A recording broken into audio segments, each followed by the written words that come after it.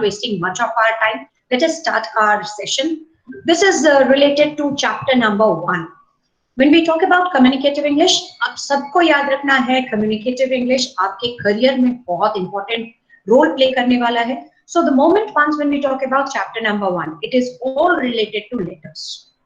Now when we say letters दो तरीके से लिखे जाते हैं, which you have studied even in your childhood days. I want everyone to keep a note of all these things. या आप अपना notebook अपने सामने रखें, notebook में chapter 1 के notes को आप refer कीजिए. जो मैं बता रही हूँ क्या वो सिंक कर रहा है या नहीं, क्या वो मैच कर रहा है या नहीं, ये आप चेक कर दीजिए. ठीक है, तो जैसे ही हम बात करते हैं chapter number 1, you all must keep in your mind, we are going to discuss only about business letters. We are not going to talk or we are not going to deal with informal letters.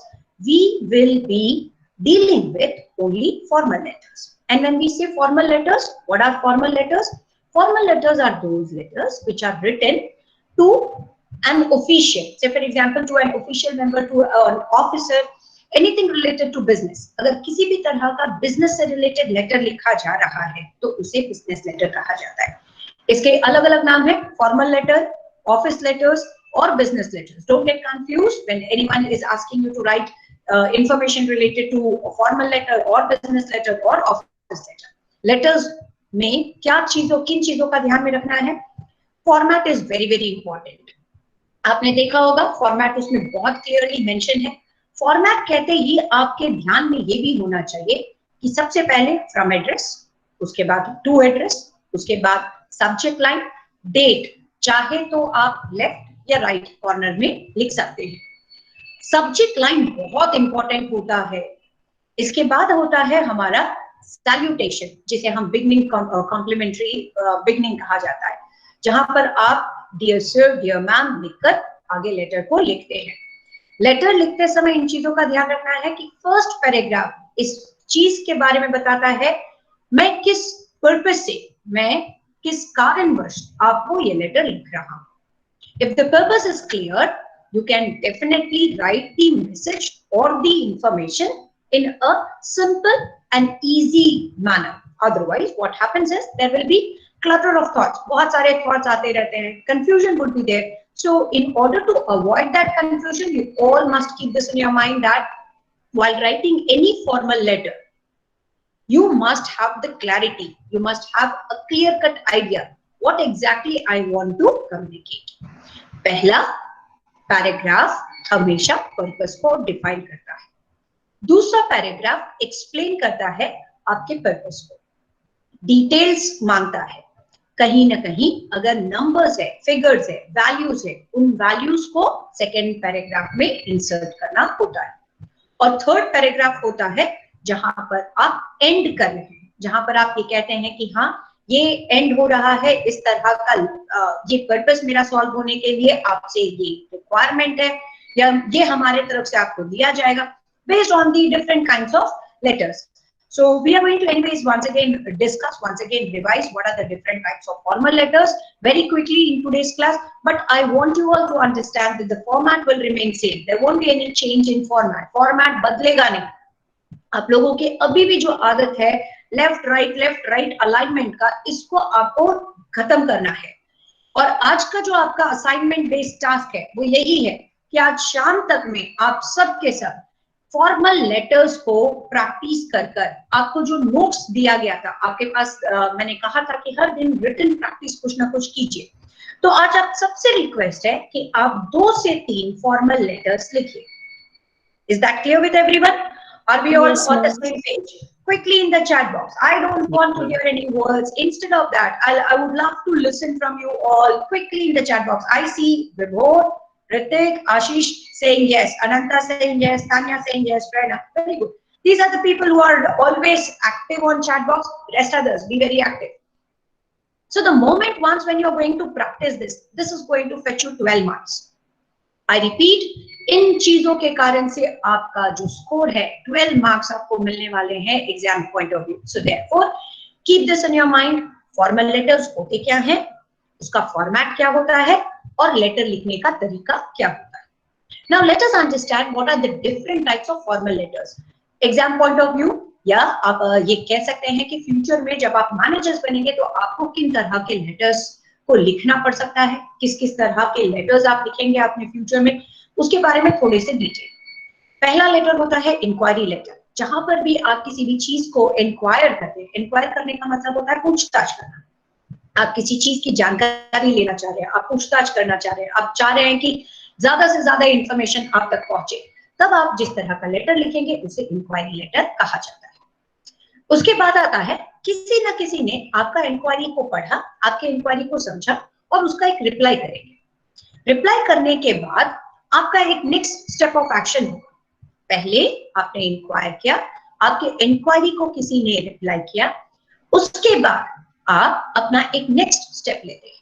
वो next step जो होता है वही होता है placing an order और placement letter और purchase letter. किसी चीज की खरीदारी के लिए परचेज, किसी चीज की जानकारी के लिए इंक्वायरी। इन चीजों को ध्यान में रखेंगे क्योंकि एग्जाम पॉइंट ऑफ व्यू कई बार पूछा जाता है what are the different formal letters that you are going to write, या एग्जाम में आप कहीं अटक गए हैं कि आपको समझ में नहीं आ रहा है कि और क्या इंसर्ट किया जा सकता है 12 मार्क के आंसर में, तो आप ये बता सकते हैं कि फॉर्मल लेटर्स जो जिस तरह का फॉर्मल लेटर होता है वो क्या है और उसके साथ साथ कहां पर हम फॉर्मल लेटर्स का यूज कर सकते हैं। The first one was inquiry, the second is placing an order.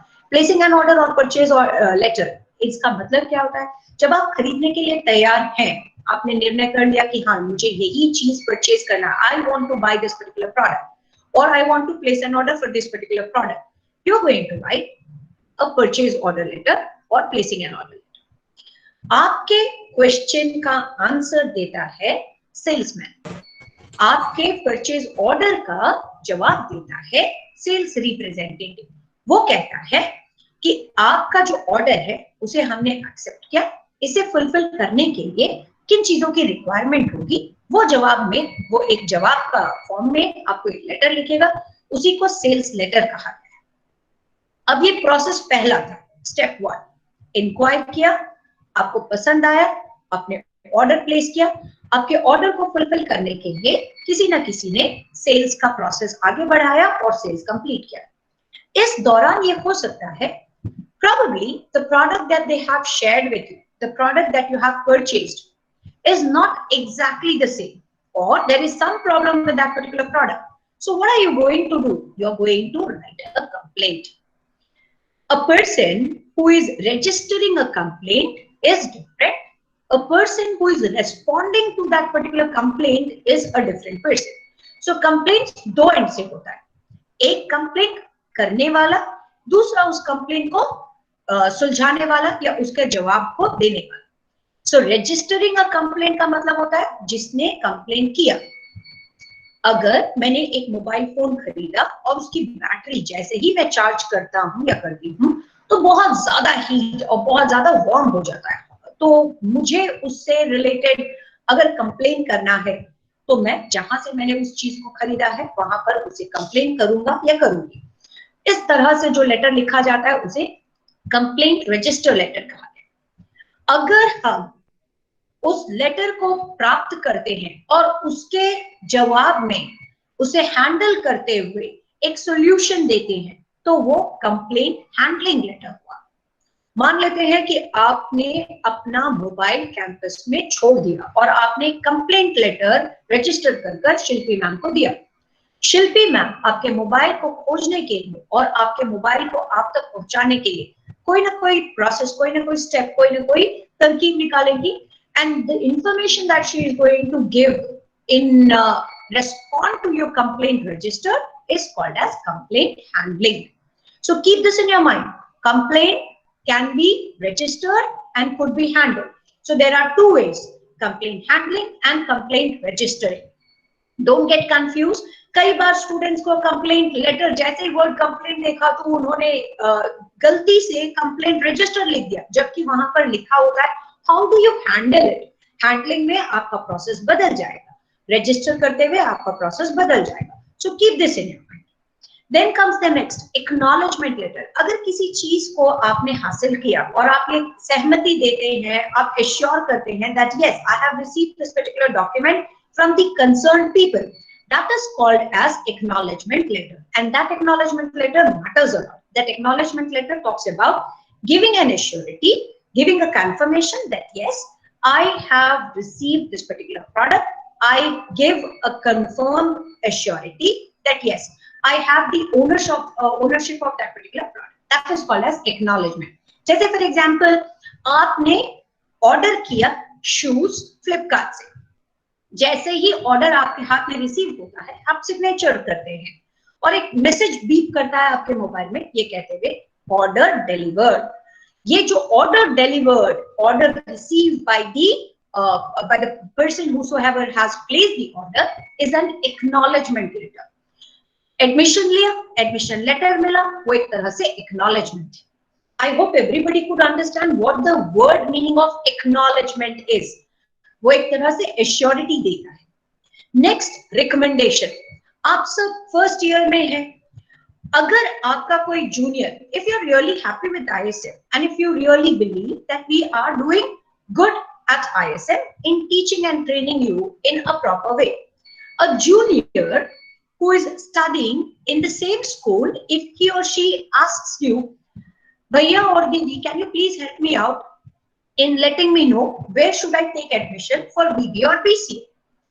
If you are happy with ISM, you will recommend it, right? So that recommendation means referring something, किसी चीज के बारे में किसी और को बताना और मोटिवेट करना, इंस्पायर करना कि हाँ ये चीज अच्छा है, जहां पर आप अपना पॉजिटिव कमेंट्स देते हैं, जहां पर आप लोगों को ये कहते हैं कि yes this is the right way to go और this is the right things to do.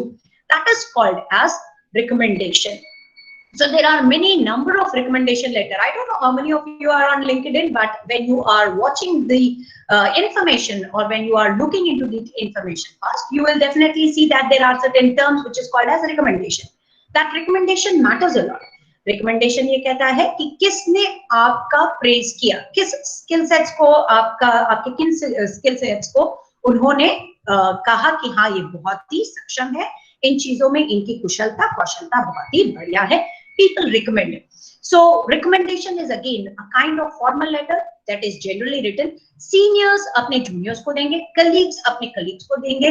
हमेशा याद रखिए recommendation letter बहुत मायने रखता है. अगर आप बहुत अच्छा परफॉर्म करते हैं, कोई ना कोई आपको प्रेज करते हुए appreciation letter देगा, कहीं ना कहीं एक तरह का वो recommendation है. Then comes the next part.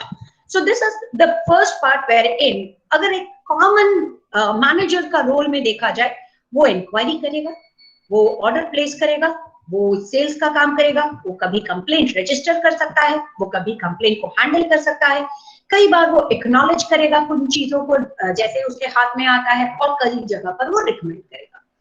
Next level पर जब हम आते हैं तो यहाँ पर हम बात करेंगे ऑफर लेटर, जो जॉब इंटरव्यू से रिलेटेड. ऑफर लेटर वो होता है जब आप किसी भी इंटरव्यू में बैठते हैं, आपने इंटरव्यू प्रोसेस को क्लियर किया और उस जॉब के लिए आपने क्वालिफाई कर लिया. आप कंपनी ज्वाइन करने से पहले कंपनी से जो रिसीव करेंगे लेटर, उसी को जॉब ऑफर लेटर कहा गया है. जॉब ऑफर लेटर अलग अलग तरह के होते हैं. कई जगह पर लेटर ऑफ इंटेंट कहलाता है, अपॉइंटमेंट लेटर कहलाता है, ऑफर लेटर कहलाता है. कंफ्यूज नहीं होना, एक ही चीज के अलग अलग नाम है. इसके अलावा कवर लेटर भी लिखा जाता है. कवर लेटर तब लिखा जाता है जब आप जॉब की खोज कर रहे हैं, अभी आपको जॉब नहीं मिला, आप अलग अलग कंपनीज में अलग अलग पोजीशंस के लिए एज पर योर स्पेशलाइजेशन और as per your skill set, as per your knowledge, आप जब अप्लाई करते हैं, that would be considered as a cover letter. Cover letter का सैंपल भी दिया हुआ है. I'll appreciate if you can run through quickly in the notes. Writing interview techniques वाला chapter number 6. अगर आप उसमें देखेंगे तो कवर लेटर भी है, प्लस रिज्यूमे कैसे बनाया जाता है, सीवी कैसे होता है, ये सब भी इंफॉर्मेशन शेयर है. इनके अलावा जो अलग तरह के लेटर्स होते हैं, वो एकाध ऐसे होंगे जहां पर आप किसी चीज का, आप से फॉर एग्जाम्पल आप you are unhappy with someone, so you are trying to correct somebody. There can be different types of letters. It could be related to positive message, it could be related to negative message, it could be related to routine message. Say for example leave applications. हर दिन कोई ना कोई leave पर रहेगा, हर दिन किसी न किसी डिपार्टमेंट में कोई ना कोई प्रॉब्लम होगा, तो आप कैसे इन छोटी मोटी हर दिन के एक्टिविटीज को हैंडल करेंगे वया ईमेल, वया लेटर्स, तो ये आपके रूटीन लेटर। तो मैसेजेस हमेशा याद रखना, मैसेज क्या होता है, जो हमारे लेटर का बॉडी है, जिस पार्ट को हमने 3 भागों में डिवाइड किया है, purpose, introduction come purpose, explanation and conclusion, इसे मैसेज कहा गया। I want everyone to keep this in your mind, क्योंकि एक आध बार पूछा गया था यूनिवर्सिटी में what are the different types of business messages, तो कंफ्यूज बिल्कुल भी मत होइए। इन बिजनेस मैसेजेस कहते ही 3 तरह के होते हैं बिजनेस मैसेज। पहला, रूटीन। रूटीन वो होता है जो हर दिन किसी ना किसी टॉपिक को लेकर, किसी ना किसी चीज को लेकर, किसी ना किसी विषय को लेकर, आमतौर पर एक डिपार्टमेंट का व्यक्ति दूसरे डिपार्टमेंट को, एक कोलीग दूसरे कोलीग को, या एक सीनियर जूनियर को, या एक जूनियर सीनियर को लिखता है, जो उसका रूटीन एक्टिविटी होता है। फॉर एग्जाम्पल, अब अगर मैं कहूं कि आप सबको मेरा क्लास अटेंड करना है, तो मैं हर टाइम, हर दिन एक रिमाइंडर के तौर पर आपको ईमेल करूंगी लिंक। ये मेरा एक रूटीन है। मुझे अटेंडेंस कंपाइल करना है, कलेक्ट करना है, मैं आपसे अटेंडेंस का लिंक शेयर करूंगी और आप मुझे उस लिंक पर जवाब करोगे। तो आप कहीं ना कहीं मेरे रूटीन मैसेजेस को आंसर करें, रिप्लाई करें। So keep this in your mind, messages are of 3 types. Basically, there are 3 types, but fourth one again, that we have already dealt. I'm going to tell you and explain you today. But keep this in your mind. The first one is the routine. The second is positive. What do we understand by positive messages? Positive messages are those messages where anything good, anything best, anything like which attracts, which connects the audience with the person whosoever is sharing the information in a positive way is called as positive message. Say, for example, if somebody qualifies certain exam, or if somebody has won some prizes, if something good is happening anywhere, could be in your family, could be in some other places, so all these things comes under positive messages. Hamesha yaad rakhiye, positive messages are very very important, because this gives positive vibes and this connects the audience in a better way. Negative messages are those which are quite contradicting to the positive messages. These are negative in statement. These are negative in information. Say for example, किसी को job से निकालना है, किसी का complaint हमको register करना है, किसी से हम नाखुश है, किसी के काम से हम नाखुश है, किसी के बिहेवियर से हम नाखुश है। अगर इस तरह के मैसेजेस और इंफॉर्मेशन को हम अगर शेयर करते हैं, then it will be considered as negative messages. The final one, fourth one, which could be a combination of positive negative, which is called as persuasive. इसे भूलेंगे नहीं। persuasive का मतलब होता है आप लोगों की खामियों को जानते हुए भी उस खामी को दूर करने के लिए कैसे मोटिवेट करते हैं, कैसे एनकरेज करते हैं, ताकि सामने वाला अपने आप को इम्प्रूव कर सके। Then such kind of messages is called as persuasive. For example, जब किसी ने आपके प्रोडक्ट को लेकर कंप्लेंट किया, आप ये नहीं बोलेंगे कि हाँ मेरा कंपनी तो खराब ही प्रोडक्ट बनाता है। What is the way that you're going to think of responding to that complaint which is registered by the person whoever has bought the product? पहला चीज, आप उसे काम करेंगे। दूसरा, आप अपने प्रोडक्ट की खूबियों को बताते हुए कभी कभार जो प्रॉब्लम्स हो जाता है, किन कारणों से प्रॉब्लम्स आता है और उस प्रॉब्लम को कैसे सॉल्व किया जा सकता है, जब आप इस तरह के मैसेज को शेयर करेंगे, then it will be called as persuasive. मान लेते हैं किसी ने बल्क ऑर्डर किया है, ISM ने आपके कंपनी को 2000 बेंचेस का ऑर्डर प्लेस किया। आपके पास रॉ मटेरियल सिर्फ 1000 बेंच बनाने का है, रेस्ट 1000 बेंचेस अभी आप नहीं बना सकते क्योंकि आपके पास उतना मटेरियल नहीं है। So what are you going to do? You are going to give a letter or share a letter or send a letter to the concerned authority saying that, look sir, we can complete the order of 1000 benches by so and so date.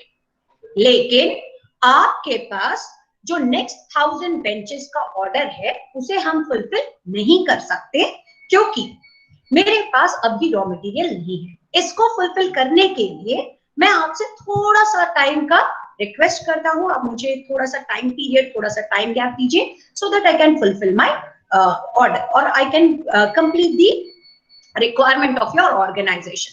So what are you doing? You are persuading.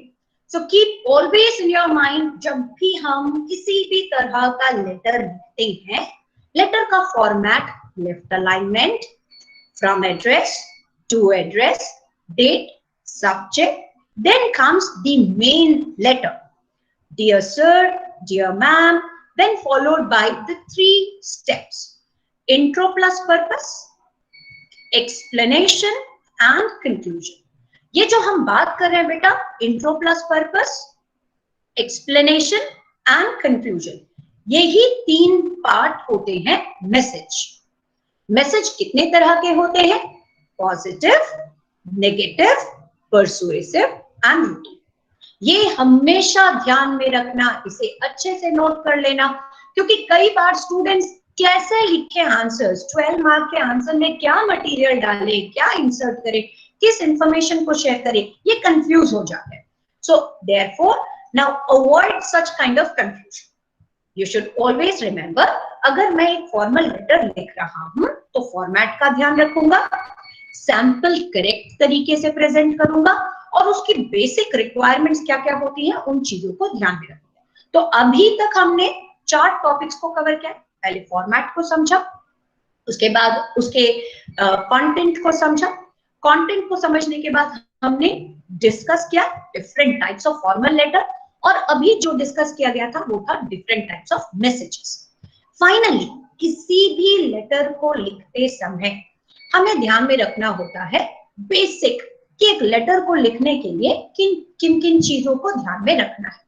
पहला चीज, हमें idea, अपने mind में idea generate करना चाहिए. मैं क्या कारण से, किस कारण से और किन चीजों को ध्यान में रखकर इस लेटर को लिखूं.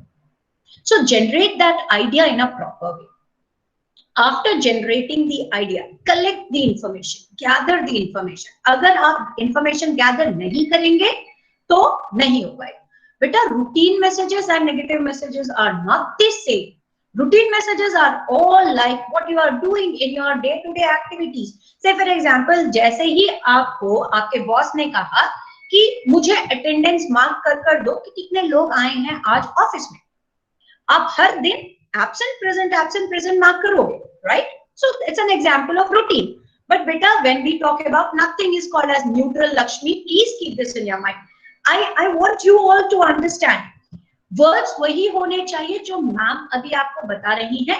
आप गलती से भी इंटरनेट पर खोजकर गलत वर्ड्स का यूज नहीं करेंगे.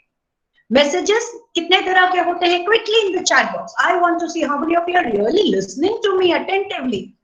Very good Tania. There are 4 types, isn't it?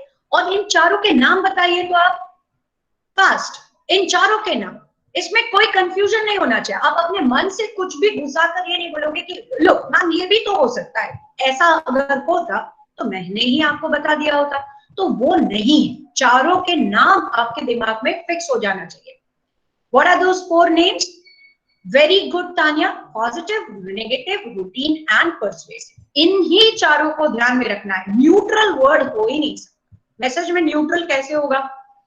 So please keep this in your mind. Routine का मतलब होता है जो हर दिन हम प्राय करते हैं.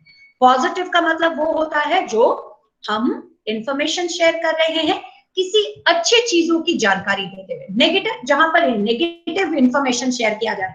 से फॉर एग्जांपल, मुझे कंप्लेंट करना है आपके बिहेवियर को लेकर. पॉजिटिव है या नेगेटिव है? क्विकली आपसे अगर आप very good Shalini, yes it is negative, isn't it? आप थोड़ा बहुत फोकस से डेटोरिएट हो रहे हैं, आप ढंग से फोकस नहीं कर पा रहे हैं क्योंकि आपका अधिक से अधिक टाइम किसी और चीज में जा रहा है. तो कोई टीचर अगर आपको समझाते हुए कोई लेटर लिखे, आपको गाइड करते हुए कोई लेटर लिखे, तो किस तरह का लेटर होगा? Very good Ananta, it's persuasive, isn't it dear? So keep this in your mind that there are 4 types. The first one is routine, the second is positive, the third is negative, and the fourth one is persuasive. Right? Now moving to the last concept of today's class. This is the last concept. जब भी हम letter लिखते हैं तो letter लिखते समय किन चीजों का ध्यान रखना चाहिए? पहला चीज, हमारे पास आइडिया होना चाहिए, एक थॉट होना चाहिए, क्लैरिटी होना चाहिए कि मैं किस टॉपिक पर किसको लेटर लिखने जा रहा हूं, राइट? अगर मेरे पास क्लैरिटी नहीं है, ना मैं ईमेल ही ठीक से लिख पाऊंगा, ना मैं लेटर ही ठीक से लिख पाऊंगा, तो इसको ध्यान में रखना बहुत जरूरी है। आइडिया प्रॉपर होना चाहिए। Once when the idea is clearly fixed in your mind, you will start gathering information. आप इंफॉर्मेशन को गैदर करोगे। इंफॉर्मेशन कहाँ से गैदर हो सकता है? हमारे प्रीवियस कम्युनिकेशन से हो सकता है, या कॉन्वर्सेशन से हो सकता है, हमारे प्रीवियस डीलिंग से हो सकता है, या तो हम फ्यूचरिस्टिक हैं, आगे में हम और बढ़िया कर सकते हैं, फ्यूचर को ध्यान में रखते हुए अगर हो सकता है, तो ये सारी चीजें उनसे रिलेटेड होगा। तो ये सारा आपको गैदर करने में मदद करता है information.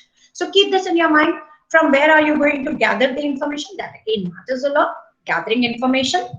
Then the third point, very very important, आपके पास प्रॉपर एड्रेस होना चाहिए।